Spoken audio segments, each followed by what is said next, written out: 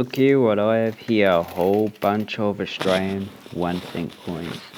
You actually probably shouldn't be doing this to coins, but Australian 1 cent coins are actually quite a common coin. So today we're just going to have a look at, see what coins you should actually collect in 1 cent Australian coin series. So just a little bit of background. The 1 Australian cent coin was first minted in 1966. So do we have a 1966 coin? Yeah, we should have somewhere. I have actually gone through these before. 1974, 76, 1968.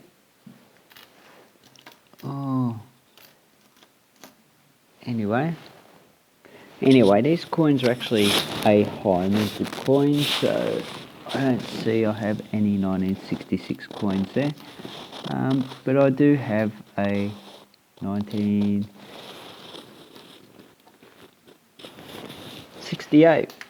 Ooh, so the 1968 coin is actually the lowest minted 1 cent coin there actually is. So here we have it.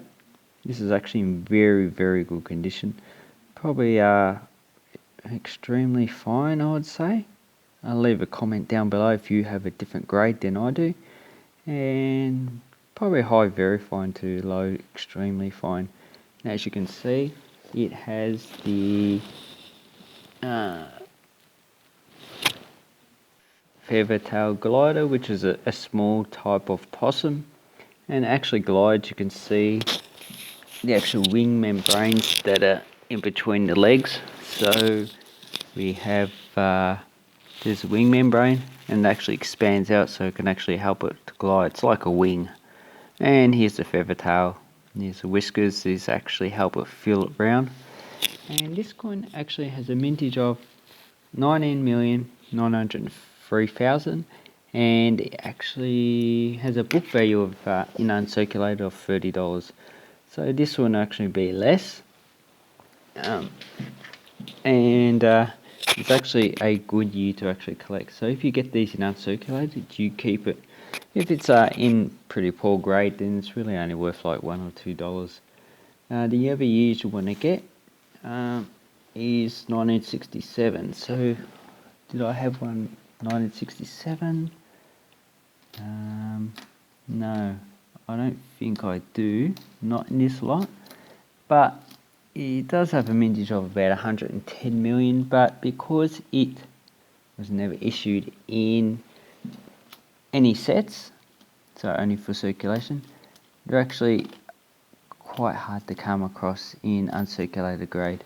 And even though it just has an uncirculated value of $6, it's still worth getting.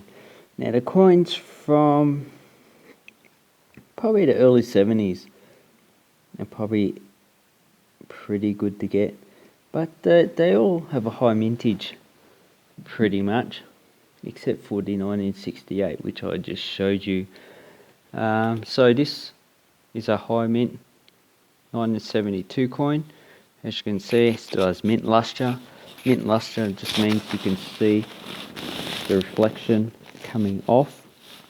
So, and because you can see the crown and the hair detail in good detail, hasn't really been circulated, so really you would not class this as being cleaned. But if it is actually like being worn like these ones, and they're shiny, then you know they're being cleaned. So this is 1972, has a mintage of 82,400,000. So has a book value in uncirculated about $5. And this one probably a bit less, probably $2 or $3. So the ones that are really not worth collecting are the ones in this grade. Even though it's a 1970, it has a mintage of 72,056,000. 560,000 should I say. So in this circulated grade, it's really only worth $1 or $2 because the uncirculated value is $5. So these ones really good for a space filler, but I generally these coins in circulated condition. I generally sell it with a 2-cent coins for like $2, so $1 per coin, and they generally sell okay. So here I have a 1981, very high condition. There's a mintage of 220,000. 220 million, should I say? Not 20,000. God, what am I talking about? And then uncirculated has a value of $2. So this one really only worth like probably about 50 cents or so. So really not a high value coin. And as you can see, this one actually had 2 mints. It was minted in Canberra and also the Royal Mint, but you cannot actually see any difference in the mintages. So when we get to the end of the life of the 1 cent, because it was withdrawn in 1991, we get the coins actually in higher condition. So this is a 1988, has a mintage of 105,900,000, and uncirculated condition, only about $2. You can also find these in mint rolls, in which the mint roll is actually worth a lot more. So as you can see, it's been a bit damaged, or maybe that's an error. So what I'm talking about is up here, so I need to look into that.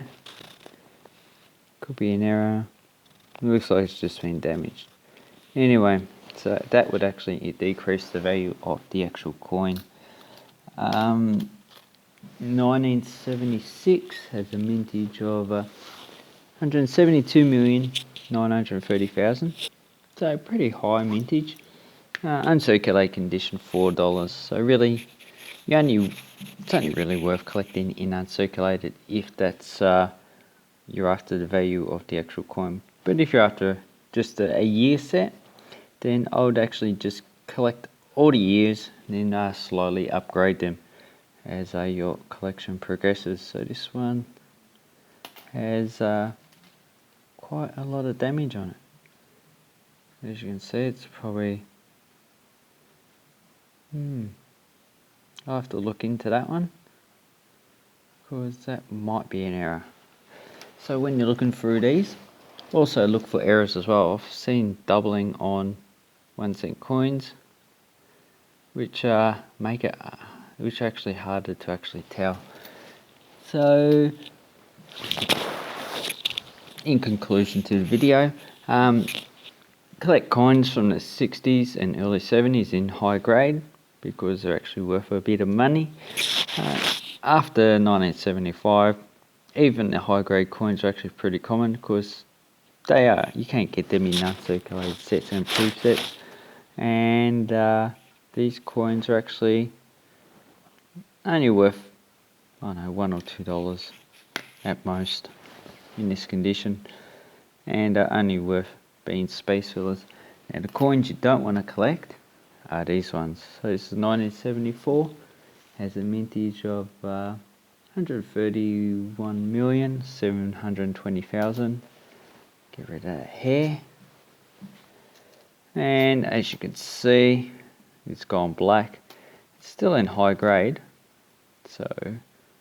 but really it's not worth collecting in this grade, so you probably just sell that as a bulk lot.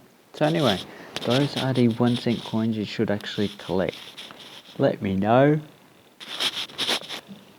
down below if you've actually collected better coins than this, and yeah, just keep up collecting your awesome coins. Thank you very much for watching. Have an awesome coin collecting time, people. Okay, bye bye.